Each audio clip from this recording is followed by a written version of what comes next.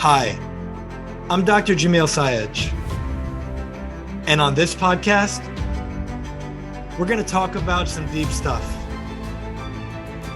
I'm here to tell you that you're amazing, and often, the only person who can't see that is you. No matter who you are, what you do, or where you're from, there's greatness in you. Let's talk about it.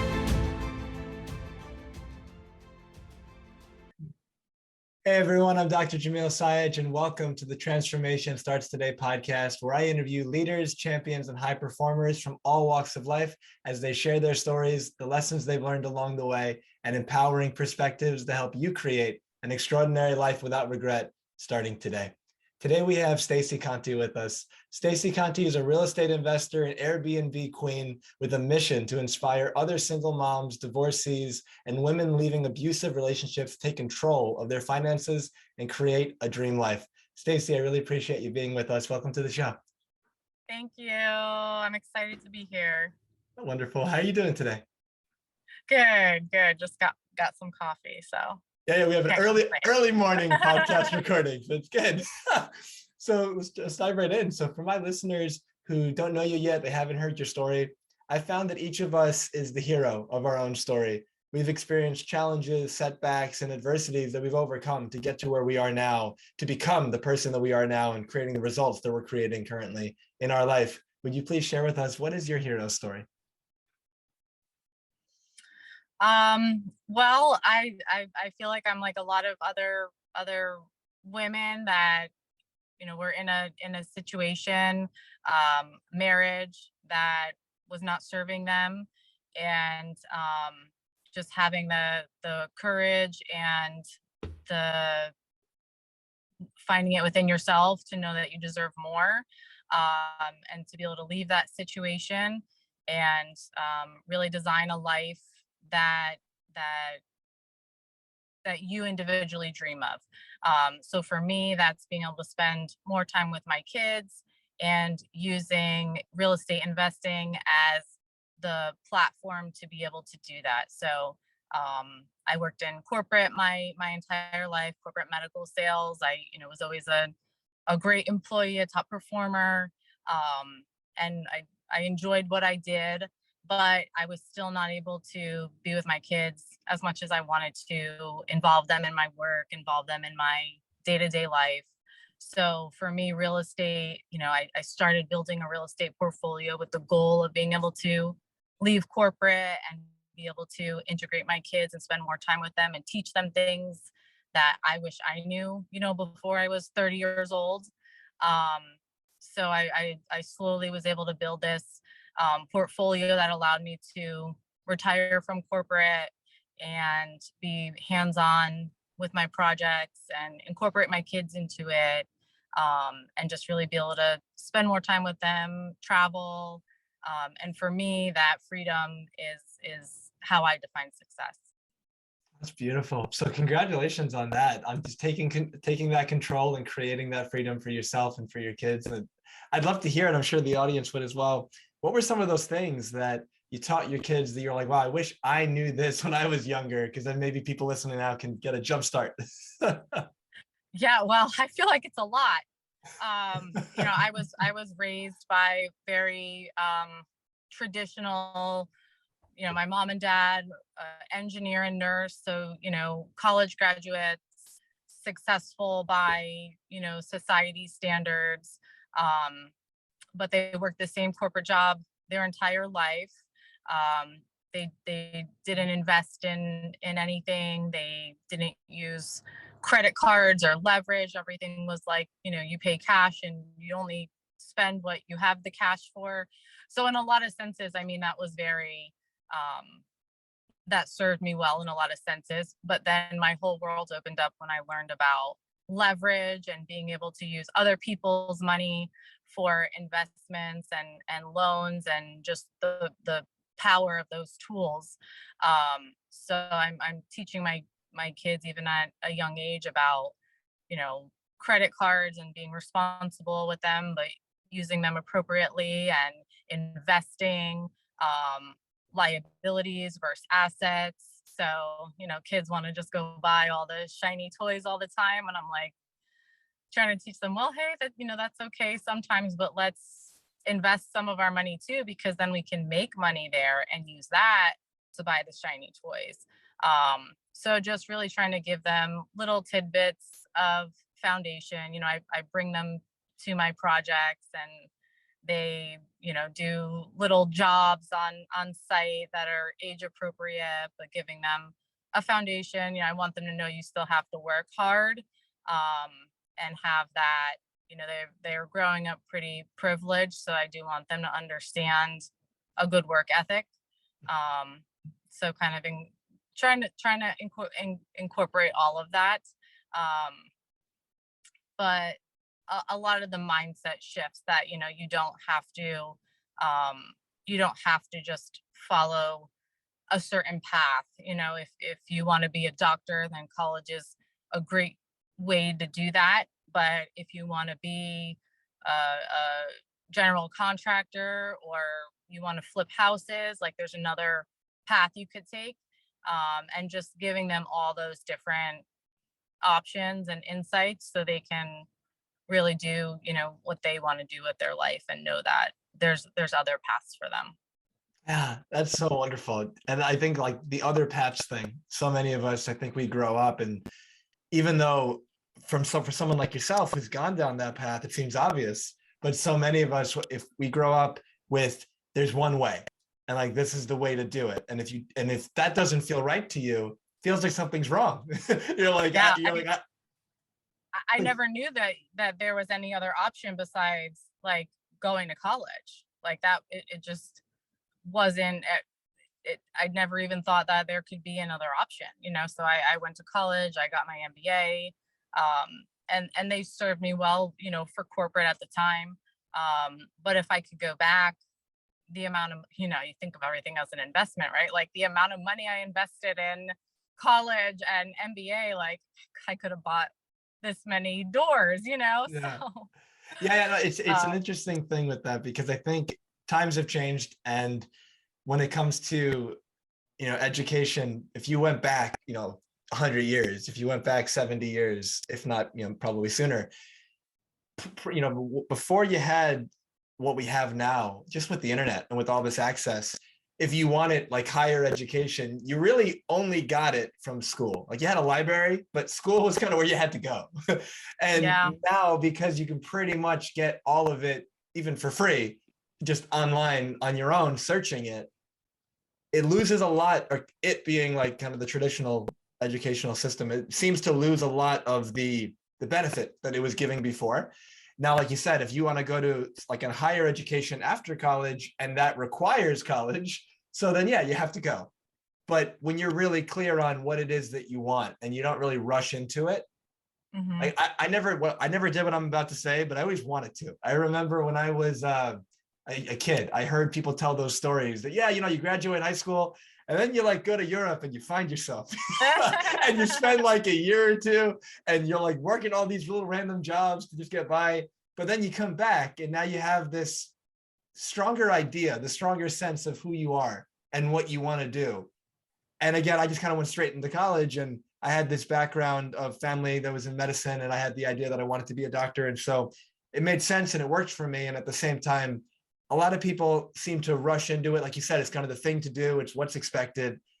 But if that's not what they want to do, they might be getting into a fair amount of debt and not using their time as well as they could be. And so just not, pigeonholing everyone into this is the path to take, this is what's expected.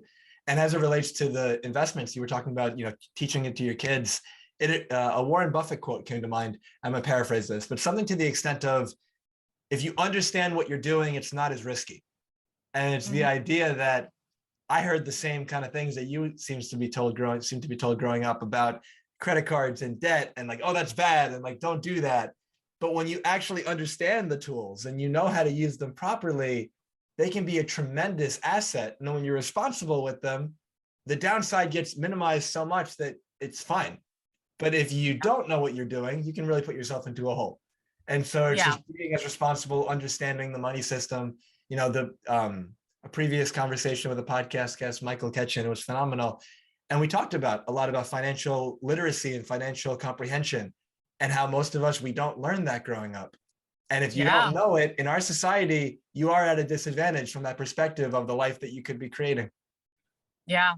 It's really, now that I know this whole world, it's really shocking to me that it's not talked about in school at all. Um, I, I can't figure out why. Mm, I feel like it could benefit everyone, no matter what field you go into, as your work.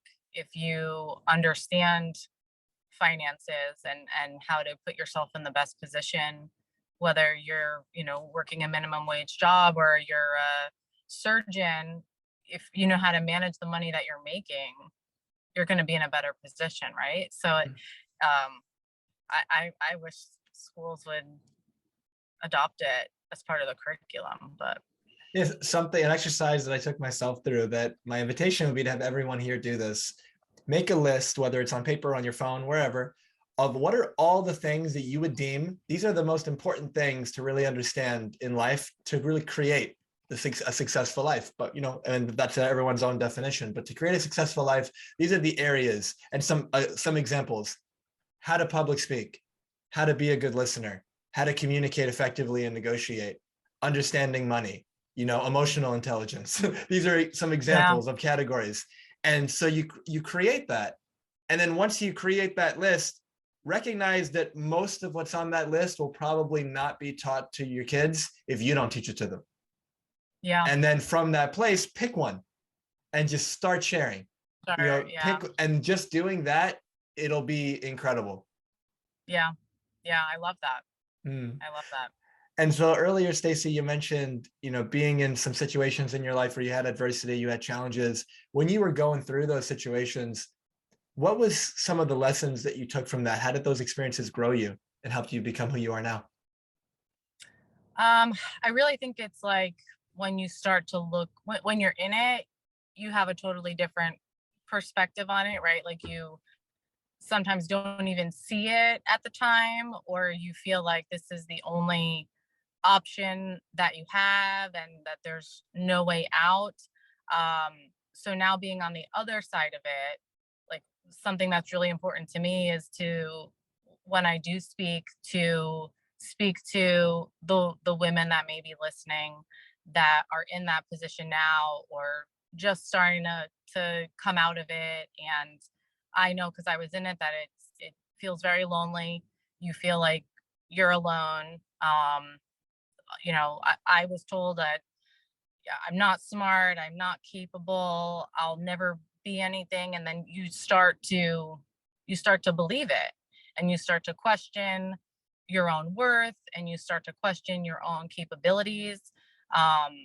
So it took a lot to be able to come out of that and see the other side of it. So what's important to me is that I speak to those women and let them know, like, I was in that position, and there's a way to overcome it. And you just got to find something that motivates you. For me, it was my kids. So I always knew that, like, you could say whatever you want about me, but like, I'm a good mom, and I care about my kids, and I would do anything for my kids. And that was like what held me together and what kept me going. And really, my kids are what was able to get me out of it, because I didn't want them to see and have that perception that everything that was going on was okay. I didn't want my daughter to think that it's okay to be treated like that. I didn't want my boys to think it was okay to treat other people like that. So finding something that is going to be the light at the end of the tunnel for you, and um, knowing that there's a way out, and just having some like hope that you can do it. So, you may think like, well, I'm never going to be able to financially get out of this, or I'm never going to be able to figure out where to live, or the job situation, or whatever it is. Like, you can do it, and you'll find a way.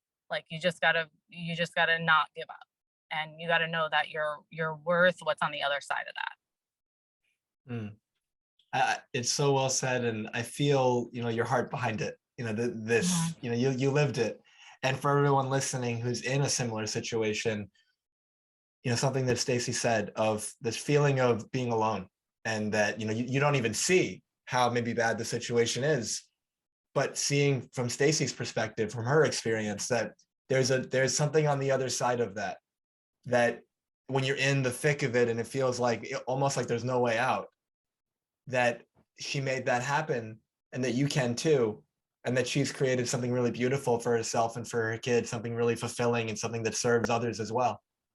And that's just so wonderful, and I want to acknowledge you for that, Stacey. Thank you. Yeah. Yeah, it's if you would have looked at my social media, just like everyone else, you would have think, oh wow, it's a perfect life. Mm. And I feel like I'm still guilty of that. I'll be like, oh, they have the perfect life, or they don't have any problems, and it's so easy, like especially now with social media, like you feel like you're the only one. No one's posting like the bad things that they're going through usually, especially if they're very personal. So I know, like, it's easy to fall into like that everyone else is perfect and has the perfect life and is the perfect wife or mom or employee or whatever it is, but m- most people I know are have some type of challenge. um, so I think for me, I felt really alone. And I felt like there was no other successful women that were really talking about going through divorce and going through abuse and going through these really deep dark things, and being able to overcome them and talk about them. So that's something important to me. Like, even if it's just one woman that hears the story and can have some hope, like that's I want people to know, like, you're not alone. Yeah, I think that's everything you just said, especially that last part, that you're not alone. I think that you mentioned social media, and I think that there's so much good that social media brings. And at the same time, it creates, like you said, this false perception of what other people's lives look like. And there's a phrase that I've used a couple times, I think, on this podcast, talking about the idea that social media in general is comparing other people's highlight reel or main event to your behind the scenes. Yeah. Yeah, and when you feel it like that, it's like, wow, my life sucks. You look at what they're doing, and you go, this is the fifth time they're on vacation in like 2 weeks. Like, what's going on? And yet you think you've got all these challenges and problems, but they've got them too, but they don't show it. And so, like you said, just being able to have a conversation like this and be real and talk about challenge, I feel that that opens people up, because they can now relate and they say, wow, me too. Like, Hmm. I've gone through that as well, or I'm still going through that, or I overcame it in a different way, and I hear how you overcame it, and it's like, wow, so I'm so happy for you. But it creates this common bond, this humanity that we all share. And I think that, in a way, because of social media, because of the internet and all these different types of ways of connecting with people around the world, on the one hand, we're more connected than ever, and on the other hand, we're more separated than ever. And Yeah. so somebody could be 5 feet away from you, but you're both checked into your phone, when 60 years ago that would have been a conversation. And for some Right. people that will still be a conversation, but it just happens a Yeah. lot where it's not. And so my encouragement and invitation for everyone listening, there's a kind of, what's it, Gandhi Jesus quote, be the change you want to see in the world, right? And the idea Yeah. of, what if you could be the person who's willing to be authentic and be real? What if you would be willing to share with somebody some of your challenges and hardships, but not from a space of like, poor me, or like kind of the Hmm. victim side of it, but this idea of, hey, this is what I'm experiencing, and maybe it's pretty challenging, it's hard, it sucks, and here's what I'm doing about it. Here's how I'm working to get myself out of it, or maybe I already got myself out of it. Here's what I went through, and here's what I did about it, and here's where I am now. And now, just that conversation, just in the listening, the other person's either going to go, wow, I'm going through that right now. Maybe I could do that. Or they listen to your story and they get inspired and they say, wow, he or she did that. Could I do something like that? And like, if I was in a situation like that, and then the next time they have a challenge, maybe they remember your story because it really spoke to them and inspired them. And that's the reason why they're able to pull through. They kind of find that extra, that gear, like within them, like metaphorically, to keep going. Yeah. And so please share it far and wide. The story is so important. Well, it's so funny because I shared, on Facebook, it comes up like share the memories, from, and I like to see them because it's, you're like, I remember that. And, you're like, show your growth or, show kids when they were little. But I was setting up one of my first like Airbnbs, and the post came up a couple days ago of I put all the challenges. Like there was one day where it was like everything that could have, like every hurdle that could have been there was there. I mean, I went to go buy furniture off like Facebook Marketplace, and I opened my trunk and the paint can falls out and splatters all over, like the whole paint can all over this guy's driveway. Oh, wow. And then I go to pick up a bed, and I'm driving a U-Haul truck, and I go to try to like pull over to park, and I crashed into a parked car, and a police officer lives at the house. Like just everything that could go wrong. Like it was like, one of those days you find the comedy. And I made a post about it because, I always see people like, oh, I bought this property and turned it into an Airbnb and I'm making $1 million. And you're like, is it that easy? So I shared that memory, and like, it didn't get hardly any attention. And then, a couple of days later, when I finished the project, I shared the final product, and I saw that post and I was like, wow, that one got a lot of attention, and I reshared it and it got a lot of attention again. And I'm like, this is exactly what I think there's so much good that comes out of social media. I learned so much from other people's posts, but I was like, this is so funny. It's no one wants to, even when you put it out there, people don't really want to see what kind of happened behind the scenes. They just want to see like the shiny, finished product. Yeah. And I'm always like, well, I want to know what went wrong for other people so I can learn from those mistakes, That's why I share them, because I'm like, well, if I can remind someone to like secure their paint can so that doesn't happen, Something interesting about that, I have found that to be true, as well as a lot of people that I know who put content out. So you put all this time and energy and effort into making some content that will be meaningful for people, and maybe you're sharing something vulnerably, maybe there's a lesson in a hardship that you went through and you're sharing that. And on the one hand, like you said, it seems to not perform as well as your other pieces of content. And then like some other guy posts a video of his cat and it gets like 4 million views. But at the same, and you're like, I don't get it. My thing got like 40 views, and this thing would like change your life. And that cat video's got 4 million. But on the other hand, those 40, 1, 2, 3 or more of those people, like you said, really needed to hear that. And that might have turned their whole day around because you really put your heart into it. And so I still think it's always worth making that content. And at the same time, if we're in the game, like know the rules and like understand like what people want to see, but also how can you embed what they need to hear in what you want them to see. It seems like that would be a really good strategy. Something that came up while you were speaking, this idea of, is it really that easy? Like kind of someone sees, oh yeah, I bought the Airbnb and now I made $1 million. As the Airbnb queen, could you please share with us how it really is, instead of like, is it really that easy for someone who's considering, real estate or Airbnb or things like that? And they see all the posts on social media and they think, oh, I'm just going to jump into this and it's going to be great.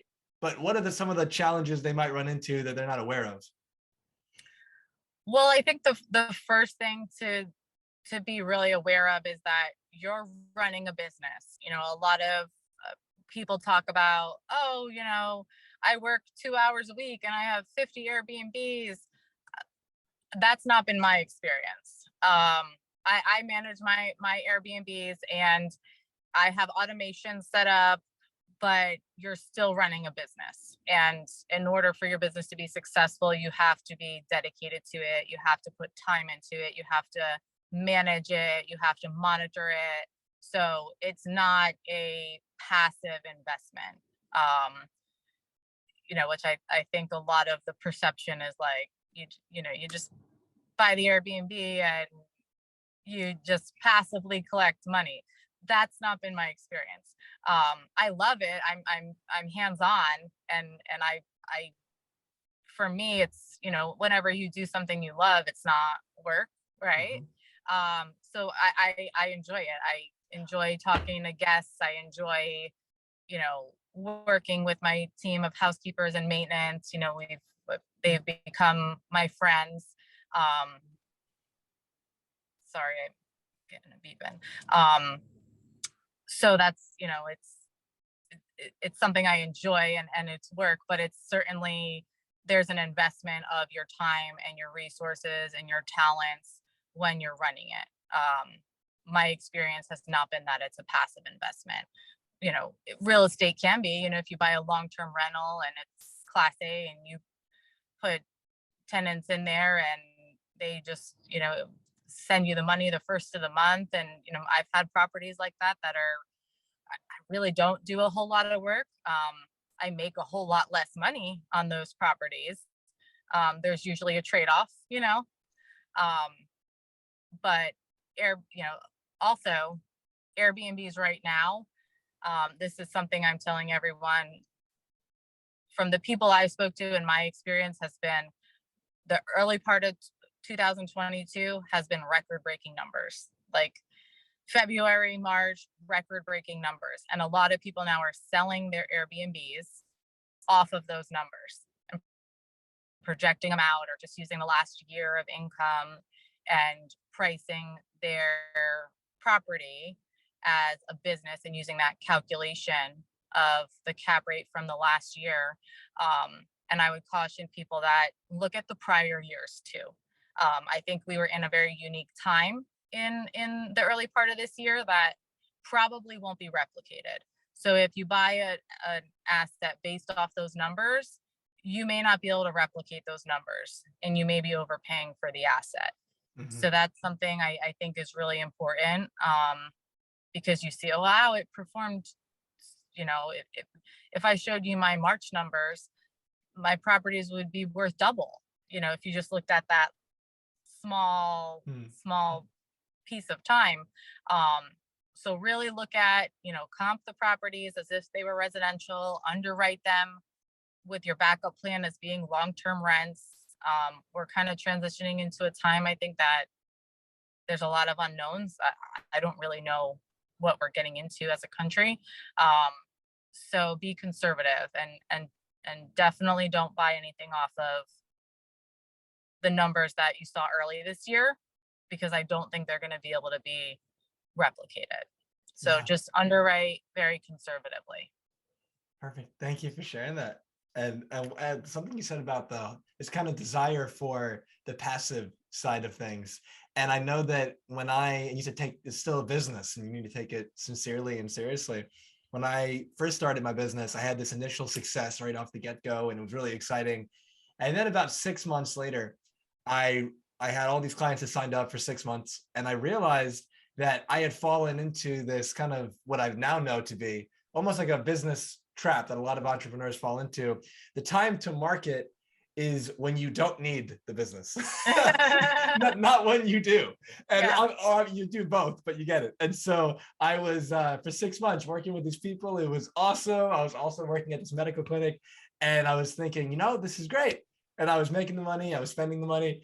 And then it got to a point where all the clients finished. And then it was like, I didn't think this through. And then the point was this idea of I was treating my business, not the clients, I love them, I was giving them everything I had, but the business itself, I was treating it like a hobby. And when we treat a business like a hobby, not a business, it's not going to do well.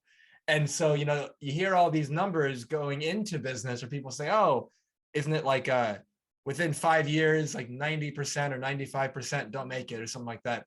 And then within 10 years after that, like 90% of those like don't make it. Mhm. But I think that one of the primary reasons is because most of those that don't make it, they fall into that trap.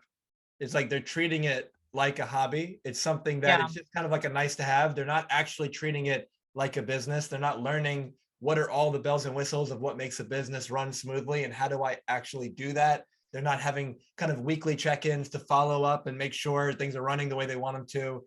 And they kind of get surprised because the clarity is not there. And so just that yeah, invitation to everyone listening, if you're a business owner or you want to be a business owner, make sure you're treating it like a business, and that will create that next level of success for you. Sounds really obvious, but it's easy not to do, because when you are the business owner, you're your own boss. No one's making right, you do anything. And when no one's making you do anything and you achieve some level of success, it's easy to kind of buy into a story. Oh, it's going to always be this way. Kind of like the Airbnb thing where the numbers were great early in the years. That's going to keep being that way. you, right. you don't you don't know. And so because you don't know, it's like, what are you doing to protect yourself, to position yourself, to make sure that you're going to keep being in business going forward? Right. Yeah. Yeah.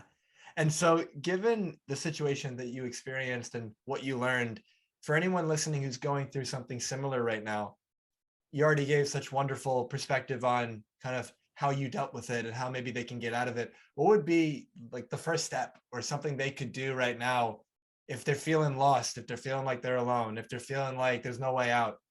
What's the first step that worked for you that you could share with them that can get them moving in a better direction? I think a lot of it is our mindset. Um, and when you're told something so much and you start to believe it, um, I think there's a shift that has to happen to know that you deserve more, that you're worth more, that you're capable of more. And then when that mindset shifts happen is when you can take action. But first, we have to believe it, right? So, finding whatever that is within yourself, if you know it's that you're a great artist, or if you know that you're a great mom, or if you know that you're a great doctor, or if you know that whatever it is that to be true, that someone can't take away from you no matter how much they try to beat you down. um, there's something that you still will believe in yourself, that at your core is true, and really holding on to that, and just kind of shifting your mindset to know that I've seen people in all walks of life, super successful, and you look at them and you're like, how can they not think they're worthy? Or someone who doesn't have a lot, and society may think like lower of them. But there's always something that you can find like within yourself to help shift your mindset into knowing that that you deserve more. And then from there, I think it's just taking action, getting away from the situation, um, however that looks to you in the situation that you're in, but really believing that you deserve more, and knowing that, because I feel like once you know that, then it's harder for someone to influence you. Absolutely. Something that's coming to mind, you mentioned, this belief that like the hope.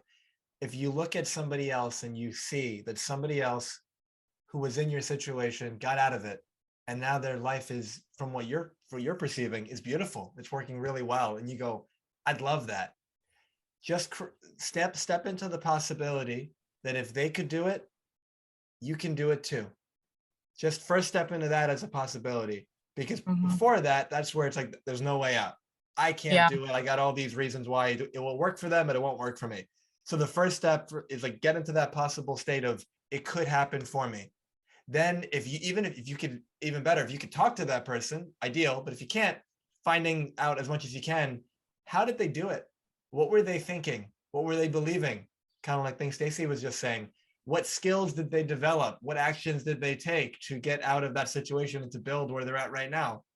As an example, I don't know much about Airbnb, but given what you just shared, I know you know a lot about it. And so it's like, you didn't know that always. You had to learn Right. that. And so there's a skill set to develop to create this type of lifestyle that you have now. And so in that same kind of way, somebody listening right now who's maybe in a situation that you were in before, their version of it, and they're hearing this and they're like, all right, wow, well, maybe, I've always wanted to get into real estate or Airbnb, and maybe there's a book that they get, or maybe they reach out to Stacey and they want to talk to her, or whatever the case, but it's one step at a time, one step at a time.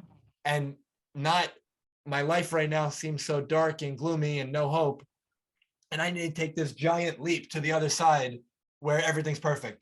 That feels overwhelming. It doesn't feel realistic, and it feels probably discouraging because you're like, that's not going to happen. But if you can just say, how can I be, if I'm in the darkness, metaphorically, what's one step closer towards the light? Like, what can I take in that direction that I want to go in?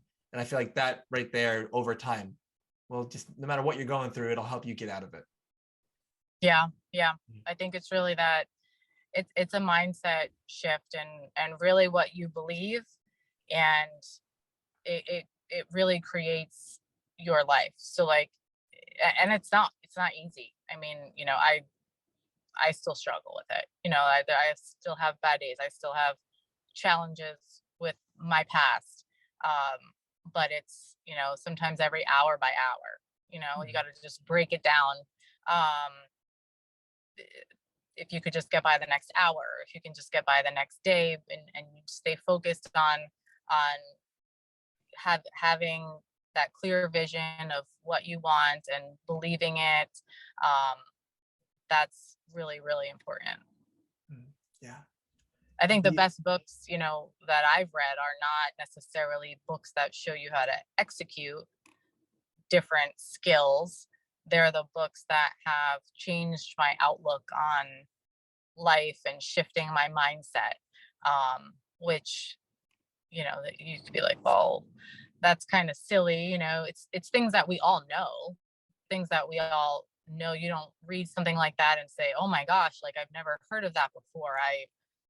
Just a light bulb went off, but we all know it. It's just harder to actually take action on those less maybe tangible things.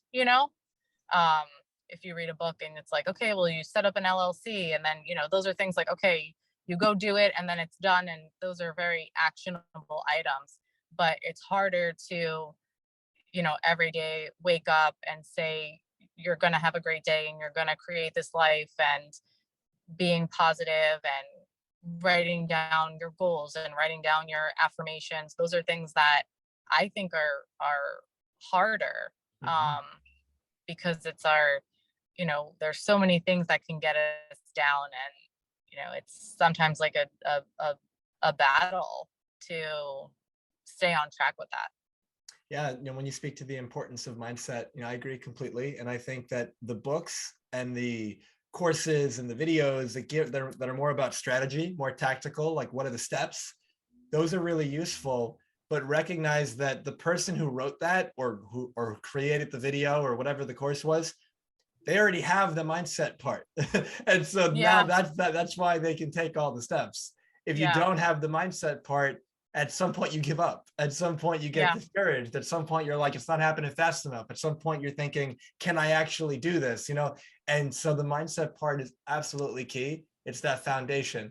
And so doing whatever you can to, I think I heard this from Gary Vee, just I like the way you put it, but find someone that you resonate with, that is for you, this like beacon of positivity, of optimism, of whatever it is you want to fill yourself up with, and just put your headphones in and just listen to that as often as you possibly can, because you're gonna, in a way, like you're borrowing that energy, you're borrowing that belief. And then now the content starts to build up. I remember when I first got into personal development, I was 14 years old, and at 15 I discovered Les Brown and Tony Robbins and people like that. And Les Brown in particular, he's a motivational speaker, and he's still alive now, but really big in like the 80s and 90s. And there were videos of his that I would listen to on repeat that were just so encouraging and powerful and uplifting and inspiring. And it helped so much. And again, some people talk about this idea of there's a Zig Ziglar quote where he said, some people say motivation doesn't last. And he says, well, neither does bathing. And that's why we recommend it daily. And that same kind of thing. What are you doing every Yeah. day to sharpen, as Stephen Covey says, to sharpen the saw? What are you doing Yeah. every day to make sure that the mindset's where it needs to be so that you can take the actions you need to take to create the results that you want to create? I love that. That's spot on. Like when I was in medical sales, um, we drive around a lot. So I would have, sometimes hour, 2 hours of drive time. And I would do that. I would put the Audible book on. I listen to a lot of like Grant Cardone's inspiration. I know he's kind of a love him or hate him, but his inspiration stuff is there's nothing better in my opinion. And just hours of listening to that, then when you hear a lot of the negativity, it almost like bounces, Yes. because you're almost brainwashing yourself, Yes. and then when someone says something that contradicts it, it's so contradictory that it's not normal now. We Mhm. use it used to be normal to hear that. And when you can shift and say, okay, that's so far from normal, and you can recognize that, like that's when things I think start to really shift, and you can recognize and identify things. Because like when we're in those situations, it's it just becomes normal. Mhm. And that was something that really helped me, is once I started to have that mindset shift and hear positivity and believe in myself and believe in my goals. When there was any noise, that's all it became, Yeah. and I no longer believed it. So I what you said is like spot on. Yeah, and something that just came up when you shared that, this idea of, normal. And I want Hmm. everyone to just be with that normal is relative and normal changes throughout time and different cultures and different societies. Now, another way of saying normal is average. This Hmm. is what is typically done. But Right. you get to decide, do you want to be average? And you get to decide, is that the kind of life I want to live? And so if you look towards these mentors, whether it again be an audio book or a video or a regular book, whatever it is, or it's a personal friend that you know, or a coach or a mentor that works with you, if you gravitate towards their way of being, their perspective, their inspiration, like you said, their mindset, the way they see the world, the way they believe in themselves, and then they talk about that and that uplifts you, let that be your new normal. And when other people, like Stacey said, try to kind of put you down, discourage you, challenge you, question you, say like, oh, you can't do that, it becomes just noise, because you realize that might be their normal, and they're questioning me and trying to put me down because my normal seems so foreign to them. But it's okay if we have two different normals. That's the life they've chosen. That's the life that they're stepping into. I don't want to follow them in that. I want to go in a different direction, and that's completely okay. There's people who you will gravitate towards, who are out there. Their stuff's waiting for you. Tune into it and use it. There's that old expression, I forgot who said it, but it's the idea of, I'm paraphrasing this, if I've created any degree of success, it's because I've stood on the shoulders of giants. And Mm. it's the idea, who are those giants that you stand on, recognizing that they stood on other people too. So we're all Hmm. kind of building off each other. Who are those people in your life that you go, wow, that person's a mentor of mine. That person's stuff really helps me through these challenges. Identify that, tune into that. It helps so much when you're going through the hardship, because you don't feel alone, because you tune Yeah. in and you listen to these people saying that they were homeless, or they experienced this, they experienced that, 5 divorces, this happened, that happened, spouse died, like whatever their challenge was, and you see where they're at now, and you go, if they could do it, I Hmm. could do it. And then it turns into that, and it just keeps growing like a snowball going downhill. Yeah. I think that's like finding like your tribe, and our tribe changes as we evolve.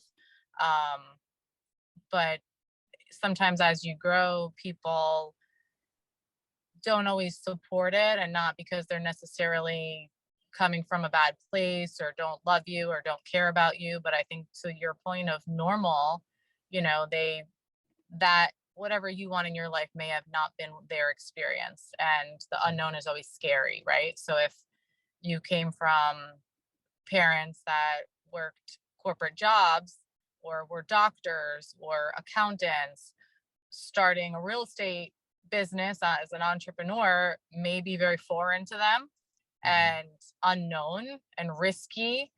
And sometimes we don't find support from the people closest to us because they're projecting their own fears or insecurities onto the our situation. And I think that's where kind of being really tuned into what you want and your goals, and really focused on what you want and being laser focused on that, and then finding people that you can lean on for like that business support. So the Mm. people that might be your you know mom friends might not be the same people that you go to talk to about business, or Yeah. your family might not be the people you talk to about business. Sometimes you kind of find your tribe for each little pocket of interest, because we can't always expect people to be supportive of all of these different things, because they just everyone's different and our experiences are different. Yeah, and I think you bring up a really important point. This, so everyone listening, I know I had this experience myself. When you decide to go on a path that's different from the people around you, very often from a place of love, a good-hearted place, they will attempt to stop you. And the reason is because, more often than not, it's very little of the time is it malicious. More often than not, Mhm. it's, I care about you. I want to see you do well. I don't understand what it is you're doing. That's creating fear in me. And so now I'm like, are you sure? Like, what are you doing? Like, because you're going off a path that I don't know what that is. And when Mhm. we can recognize first, like from my perspective, love and appreciate that person for caring about you so much that they're trying to talk you out of it. It's like, because they actually care so much. If they didn't care, they wouldn't say anything. And so Yeah. when we realize that and we go, okay, I'm not going to take this in a bad way because like this is love. And I go, Mhm. okay. And I remember people that really care about me initially trying to talk me out of my path because compared to what they knew, it was so foreign. And I would tell them, before I even said anything about like in response to what they said, I would just say, I want to start by just saying, I love and appreciate you so much that you care so deeply about me that you want to have this conversation with me. And like, that really means a lot. And I can see as well as I can from your perspective that this is something that isn't done very, very much by a lot of people, or our family, no one's ever done this, or this, or this, or this, and why that could be scary. And here's what I've done about that. Like, here's what I've learned. Here's why I'm doing it. And then all of a sudden, by the end of that conversation, they've learned so much about this path and all the stuff that I've done to make it successful that they go, wow. And then and the next day, I see them again, and someone else is there, and they go, "Hey, you got to talk to this guy about what he's doing. It's so cool." Oh. And now they're fully bought in, because I met them where they were at versus resist them. And so I think that just for me has been a strategy that has worked really well from an emotional intelligence perspective, but also from just keeping that kind of unification is what's coming to mind. But rather than this like separation, this division, no, you're bad and wrong because you don't agree with what I'm doing. It's like, you don't have to do it. It's your life. This is what I'm choosing to do. I'll do my best to share why I'm choosing to do it. And even if you still don't understand, that's okay. You don't have to get it. And the way I learned it from Les Brown, he said, the dream was given to you. It wasn't given to them. And so if they don't understand it, that's okay. They're not meant to. But just this idea of not putting up that wall of my family or whoever, I don't want to spend time with them because they're bad because they don't get what I'm doing, versus Mhm. they're living their life and I'm living mine, and I care about them. I love them for all these reasons. And at the same time, I wish them the best, and I'm just going to do me. I'm going to live the life that is in alignment with my heart, with my spirit, with my calling, with what's exciting me. And I'm going to just do my best at that. And there's that expression, Success, it's not great for the context of what I'm saying, but success is the ultimate form of revenge. I don't mean it Oh, as, yes. I don't like that word revenge, but the point comes across that as you become successful at the thing that you know that you want to do, the people around you see that, oh, the fears that they had aren't actually coming to fruition and you're doing well. And so their fears go away and they say, oh, Yeah. wow, we're so proud of you. Well, yeah, it would have been nice if they said that in the beginning, but at the same time, it is what it is. And so just Yeah. keep focusing on what matters to you and keep building that life that you'd love to live. And with Yeah. that in mind, the foundation of this podcast is to help people to create an extraordinary life without regret. And if you were speaking with someone, Stacey, and they wanted to create a life like that, what message or advice would you give to them? I think we're all in our own way, like blessed with like a gift of vision for whatever field we're in. And something I've learned is that a lot of times the vision I have, other people can't see, even when I explain it to the best of my ability. They're still like, I still don't see it.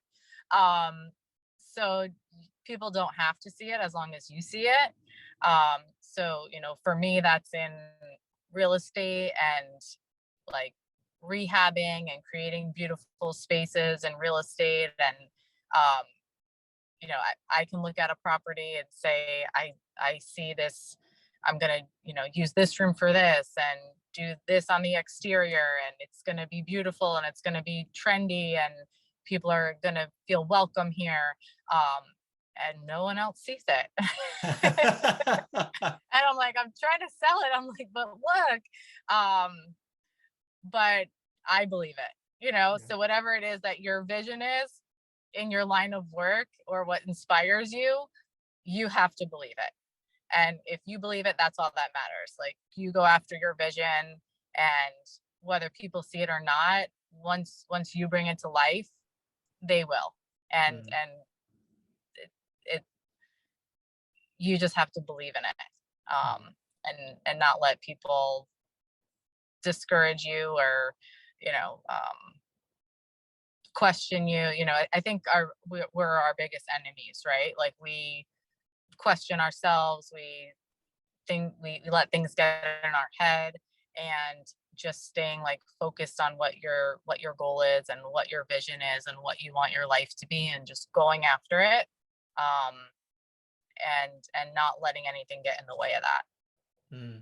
I love the belief, this perspective that, especially if think of it metaphorically like a forest, and there's different paths you can take. Now, some of them a lot of people take, so it's like a very well groomed path and it looks really nice and fancy and beautiful. Other ones, it's more rugged.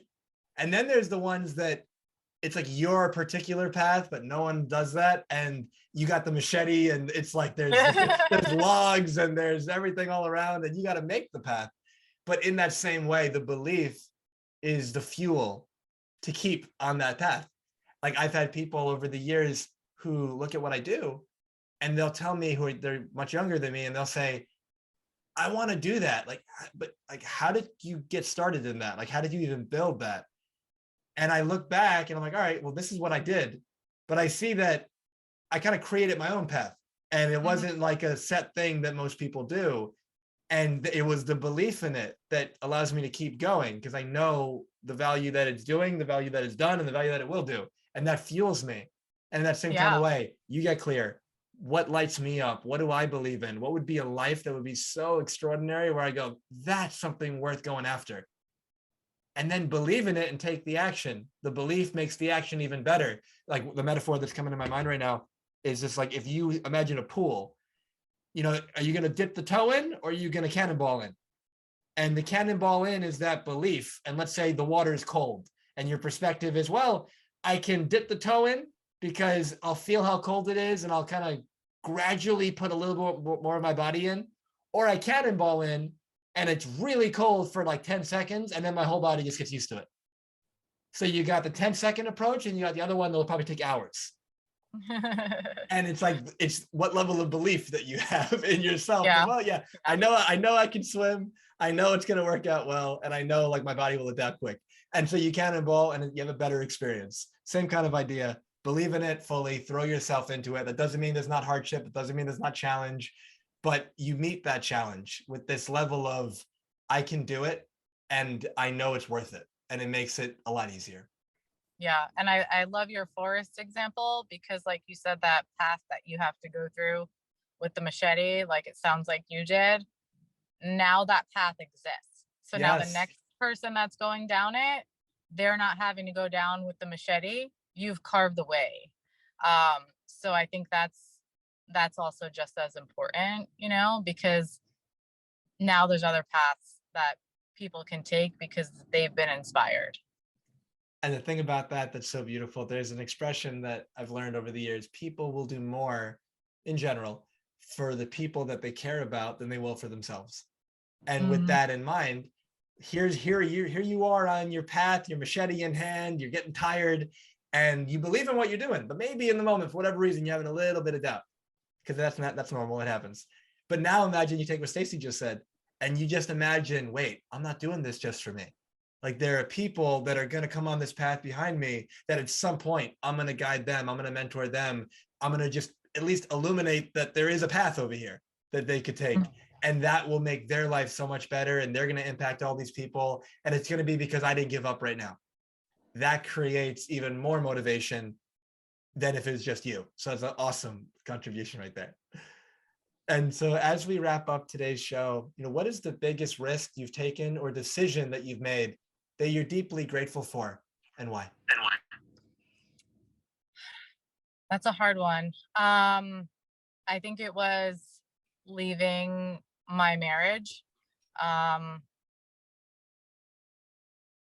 getting myself out of that situation. I was in an abusive marriage, and as an outsider looking in, like you would think my life was perfect. I was married to a very successful businessman. We lived in a $2.5 million house in a country club, and had everything people dream of. And I was young, late 20s, to have all these like status symbols and luxury vacations, and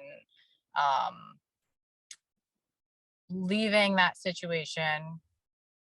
I knew all of the things I was walking away from. I walked away from the money, the house, the status, but I knew there was something better. Those things don't fulfill you, even though that's most people's goals. If you were to look on Facebook, like that's the dream life, but when you're not happy inside, and you're not doing what fulfills you, none of those things matter. So I think it people would say, well, you just gotta, these are just some things you have to put up with, like you have a great life. And for me, I was like, I don't feel like I have a great life. I'm like, I there's so many things I want to do, and I don't want to be treated in a certain way, and I don't want to put up with certain things because it just comes with the territory. To me, that wasn't a great life. So walking away from all of that, it took a lot. And then rebuilding from that, so, and I'm still on the path of rebuilding, and every day and every month and every year, I want to get better, and it's still a process of like healing. And it's still, I'm in a growth mode right now still. But I would never go back. Like that was the best decision I've made. Yeah, I love that. And the thing, something that came to mind when you said the person goes, oh, well, there's some things you got to put up with. You have a great life. Another way it seems like I'm saying that is, well, there's some things you got to put up with. You got a lot of stuff. Yeah. Yeah. And because people seem to equate, and so especially from the outside in, like you said, because they don't know what's really going on, but people seem to equate when I have all the stuff, that's a great life. And right now, maybe life is okay, but it will be so much better when. But when we shift that, and rather than make that the end goal, what if we say, right now, I'm going to do what creates the sense of freedom that I want in my life. I'm going to do what creates the happiness that I want in my life. I'm going to do what creates the fulfillment that I want in my life right now.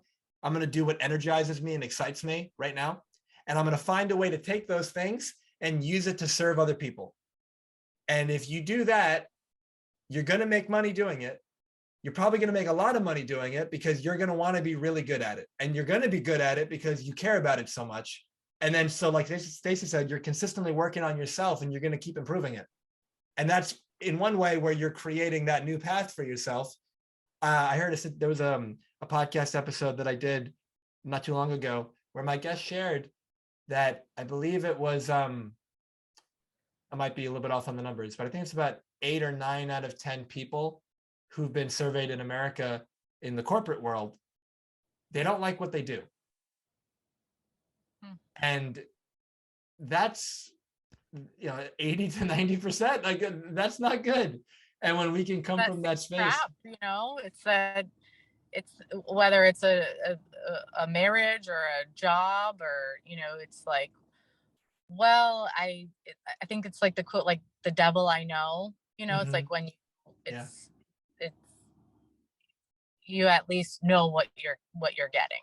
yes, Um, and it's really hard the unknown is always the hardest, right? So like we rather stay in a position where we don't like it, but at least we know what to expect, rather than making a big move and not really knowing what to expect and everything being unknown and having to figure it out and being in that really uncomfortable position. yeah. And I definitely want to just speak to that for a moment. The idea of known hells and unknown heavens. And when we look at our life and we say, well, I'm not happy, first, let's just look at the reality of it. If I'm not happy where I'm at right now, and I know that this is not either right for me, I'm not enjoying it, it's causing me pain, whatever it is for you, but that you would deem bad. So that's my life right now. If I stay, I'm going to have more of this. Mm. And then there's the unknown heaven. Well, if I leave, I don't know what's going to happen. But if I leave, there's the possibility that it could be way better.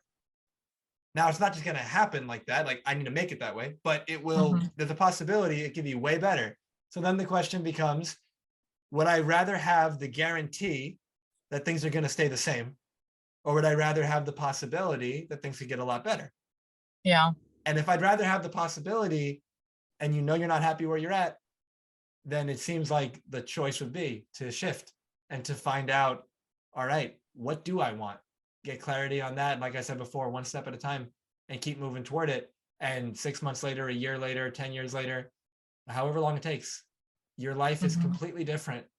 And like Stacey can say now, looking back, that was the best decision I've made. Like, I'm so happy I did that for myself, for my kids, and for the life that I'm creating right now. Yeah. And so what is it you're working on currently that's exciting you? I'm redeveloping a small boutique motel at the beach. This has been like my passion and the biggest project I've ever worked on to date. A full gut rewire, replumb of a 12 unit motel, right on the beach in Daytona. And it's going to be completely modernized and trendy, boutique style, run like an Airbnb, not the traditional motel style where you go to a front desk and check in. It's going to be all remote. But it's really about creating like the experience for guests. So there's all the rooms are themed. There's going to be food trucks outside so guests can just walk to the parking lot and get some tacos or coffee, walk to the beach, and the whole area is redeveloping. So it's pretty cool to be a part of the redevelopment in a area that, I saw so much potential, and again, it was like no one else really, well, I guess other people saw it, but not a lot of people I talked to saw it. But there's just a lot of money being poured into the tourism over there to kind of remarket and rebrand as a destination. And I just think it's so cool to be a part of that. And cleaning up the area. When I took over the property, it was run like an extended stay, and the previous owner was not maintaining the property, so the people living there were living in really unlivable conditions. There was a lot of police calls for drugs and domestic violence, and it was not a good situation going on there. So I like being able to beautify and turn properties like that around.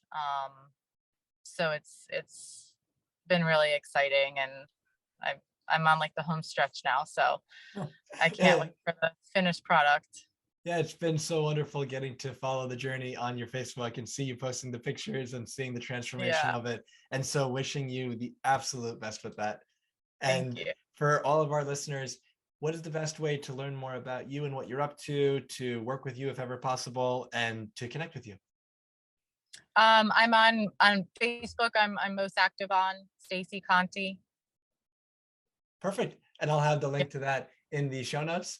And for everyone listening, if this episode really resonated with you, please share it with someone that you believe will benefit. Stacey's message was incredibly inspiring, and she's lived it. She's gone through it. She's experienced the breakthrough on the other side of it.